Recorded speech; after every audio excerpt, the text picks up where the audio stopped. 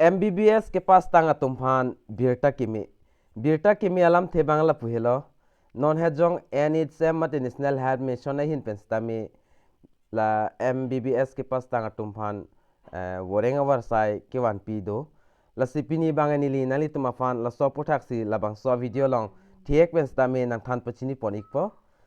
la si aprang si KARDOM kadu kawya fanta nilimen la ke Avinas Teron la penon nang litum ke lang bom la bang ke Carbitage 2.0 YouTube channel LABANGSO channel long jong si madu abang pu abang phi mate kumane abang pu abang phi le na kahomri mi pulote nalitum kachingon pen subscribe ikon la pen adu hes tami belarjan dui dakanalitum ber ponik denon la la pulte monon finili ajada son mate ajada update le LABANGSO YouTube channel long upload tanalitum mobile long nang le daprai mate nalitum kachini daprai phone lo tangte padar depin ben pini LABANGSO VORENG AWARSAI APHUTHAK le chithan pononang mate thiek pen lang pononang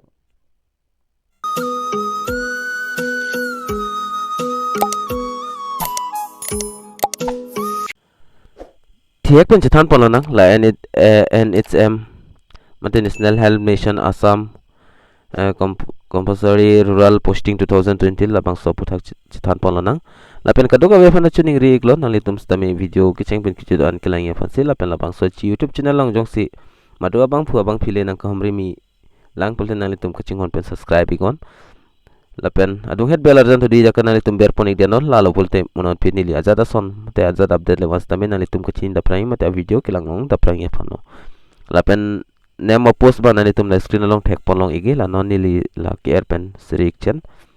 nemo post bang dak medical officer lapen number of post bang dak vacancies bang ken litum dak thek ponlong podak non positok la lapen eligibility criteria hin nang dam te MBBS ke pas tang abang phu mate abang phitum nang po Medical College of Assam kali pulote nalitum Assam Medical Council lahin ten ke pas tang abang phu abang phitum pulote nalitum apply dun ikmelo lapen dak pay res bang under 35,000 per month nalitum dak long pon ikpo madu abang phu abang phile MBBS degree ke pas tang ki untang abang phu abang phile pulote nalitum LABANGSO pu salong nalitum apply dun ikme mate join dun ikmelo lapen dak apply ni proses ta dak asap so thiek pen stami tok pon iglo aprang sin nalitum LABANGSO website long wang lopulte nalitum la ber bang ke link long pon iki LABANGSO link long nalitum ber ik nang po lapen ber ik det pen apit online application form podim nalitum do igi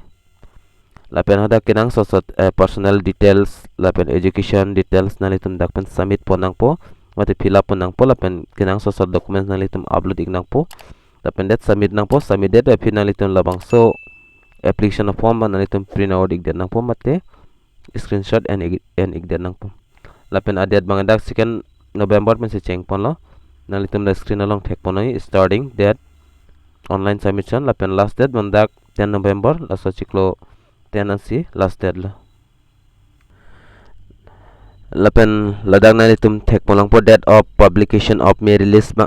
list bang kanalitum 12 November ni si long pon ikpo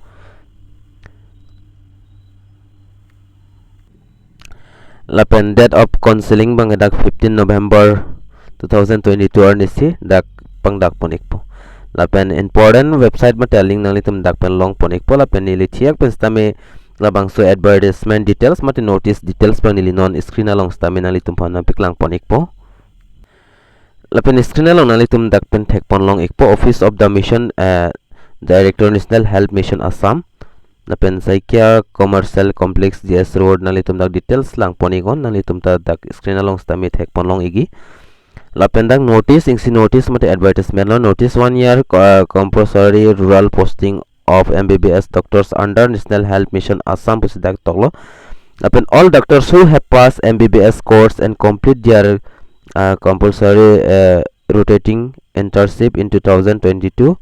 labang ke la ki untang abang phu abang phitum bang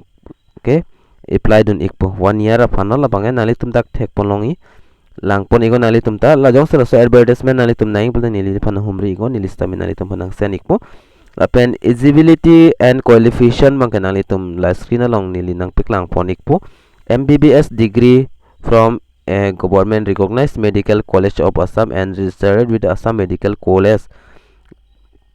ladak kachar litang ki untang abang phu abang people nalitum dak apply dun melo lapen dak salary ta 35,000 per month lapen adet bang ke amoni lin ta dak na piklang ason si dak ta kitok iklo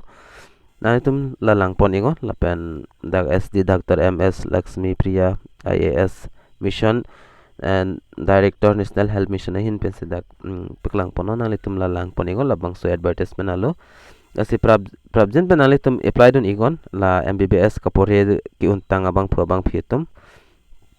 dak salary ta mission nalitum jogdun igon adet bang dolang nonta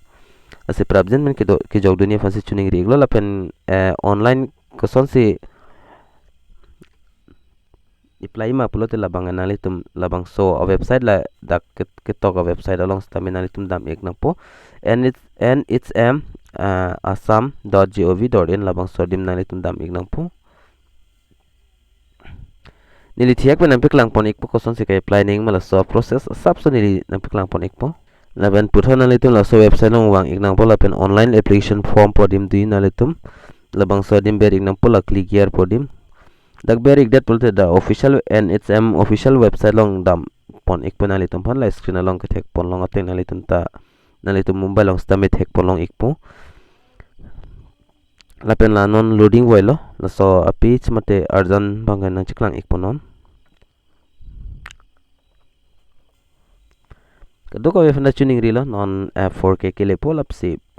4K nalitum jongsi nang support do nang ching hondun bolte lata le da prang po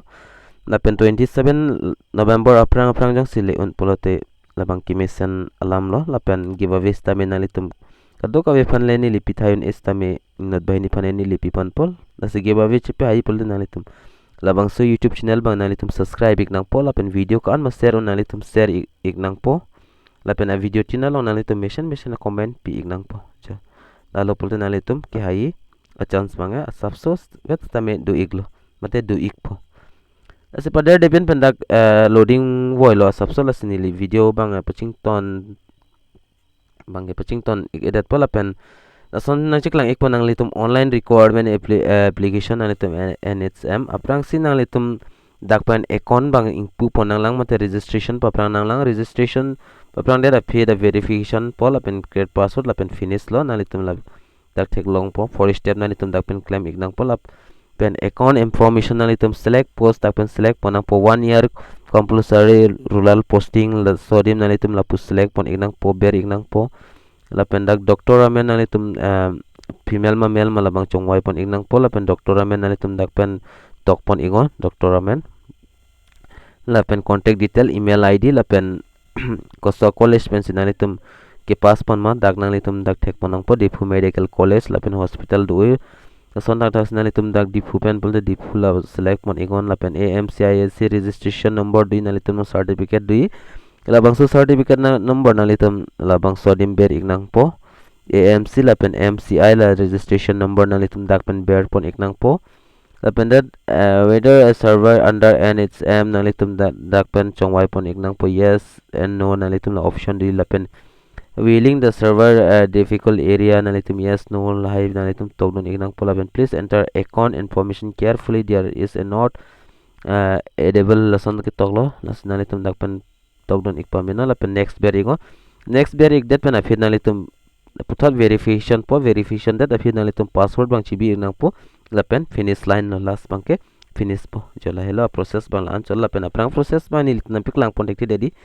athema nili long pen kai apply ni iya bang pu abang phiave apen pina unsubscriber nang pudo apply pulote ang ton pen paklang thaining pulase ang ton pen bang dia ik thani lita paklang pon thekthi dat po athema ke apply pinengi abang phi avedat amasini li bangta la pen aprang bang piklang pon thekthi dat po la pen nili long 2GB RAM mobile vet asi nili long laptop mate PC la hai huile ki dutali nili la mobile asapso mobile pen se nili la hai son ya video stame nili selam pon bom na sidia ikthal la pen aprang process pa nili na piklang pon thekthi dat po asi MBBS ke pas tang abang phitum nalitum ninghang hangtum apply don igi pulte apply don sitame asi pinil lan cholo labang sa video long bangai la simu kapre ka video long chitong tunang tang do me thak me kadu kavi karbitich 2.0 YouTube channel ke lang ara do an phastame nilhin pen KARDOM